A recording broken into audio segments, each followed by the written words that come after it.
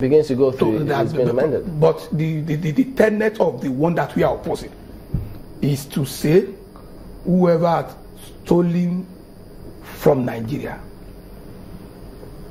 will not be investigated, will not be prosecuted. Now that seems to be the bone of contention. You say whoever has stolen. Yes. But can a bill actually say whoever has stolen? Because stolen means you've been adjudged to have illegally and unlawfully acquired funds belonging to states or somebody. Okay. Let me cut it a bit to say whoever is suspected to have stolen.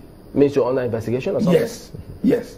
But to be honest, what he was canvassing whilst making his point a little while ago does not support the content of the bill that we have seen, which was read on the 14th of June, and it is being postponed. Yes. Yeah. It is postponed to another time when it will now be debated. He said that this bill, when it comes through, will be one that what's the word he used? Is it retrospective? And then no, he said he didn't use the word. As a matter of fact, a retrospective law or retroactive law is not possible in a democracy.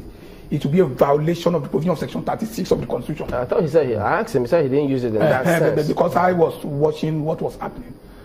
I never heard him say retrospective, but when you now introduced it, he now said never use the word. It's good because it is. He said he did not use it in that sense. That's what he's saying. Whatever it is, you see, in a democracy, a law that is made today will affect whoever violates it as from today, not from what he did yesterday. But what he explained was because when he kept on citing the executive order, he says that order gives a window. That if you had not done this, that you have a certain period to come forward and perhaps right your wrong or redeem yourself. So in that principle, that context, perhaps he says that is the context with which you use the word or means it to be retroactive. You have that timeline. Could it be the same thing? No. A retroactive legislation will be made, for instance, today, and its effect in operation will be backdated to some days or months or years previous to the day of the making of the order. I get the point. Yes. But if he says, no, I didn't mean that it will now come to you, or if you had done something in the past. If he then says, no, if you pass this and you have a window, perhaps the guideline that they give that you have this timeline to come forward, will it suffice? No. You see, in law we call some statute expropriative statutes. An expropriative statute is that which imposes disadvantage on you. That is what cannot be backdated. That you benefit. If a statute says you shall receive a benefit, it is possible that be backdated. But a criminal penal legislation cannot be backdated. That has to be forward-looking. In other words, what he means by executive order, the way that works will be completely different if a law is passed and is into law. Yes. Plain and simple. Yes. But listen to him. I just thought, could it be that he means, look, the intendment of this is that, well, we need to encourage people to come forward so that the funds that they're repatriating or they're taking out of this country will find its way back into the country and benefit the system. Could it be what he means? I think if that is the intention behind the bill, nobody will read an intention that is not contained on the face of the law.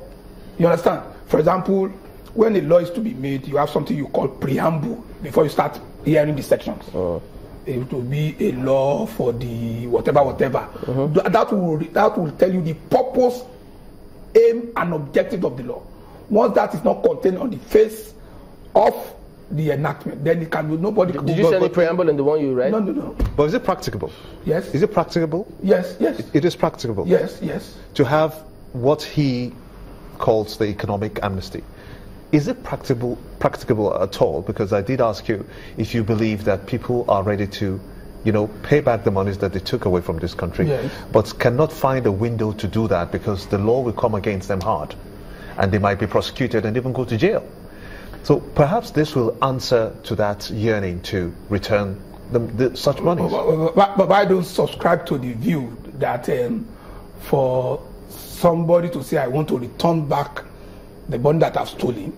You see, the first thing in asking for forgiveness is penance. You first of all say, I am wrong. I admit my guilt. I want to return this money back to the Nigerian nation. Now, the next thing is, what does the law say? As at the time you are committing the offense. You understand? You see, you can be convicted. The presidency can exercise power of pardon. That does not mean you have not committed the offense, but the pardon is like saying you have been forgiven totally. That is when you can be integrated into the system. Can pardon and amnesty be used interchangeably? You see, when the president is granting amnesty, there is always an amnesty committee constituted under the constitution that will advise the president or the governor on how to exercise the power of amnesty. Once that is done, it's like you have not committed the offense. So this is proposal now. This is proposed. It's not all too bad. I don't see the intention that he has expressed in the totality of the bill that I read. Because he also did say at that point that if you're being investigated, or if someone comes forward, I'm still thinking about that, and he says, look, this is the funds that I have, I want to give it back to, no, but seriously now, that he says, I want to bring these funds back.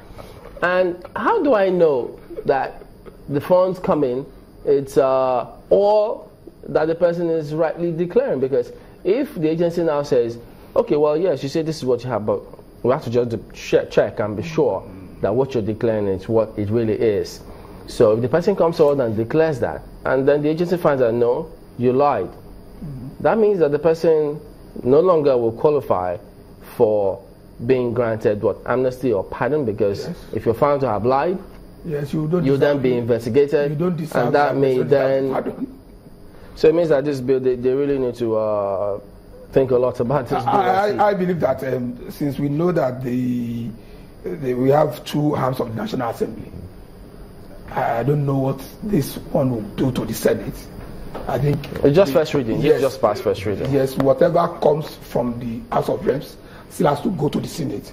They have to look at what is best in the interest of Nigerians. That's what is important. A very interesting one. We appreciate your comment this morning. Mumuni is the Executive Director of SERAP. We'll be back after the break. Join us again.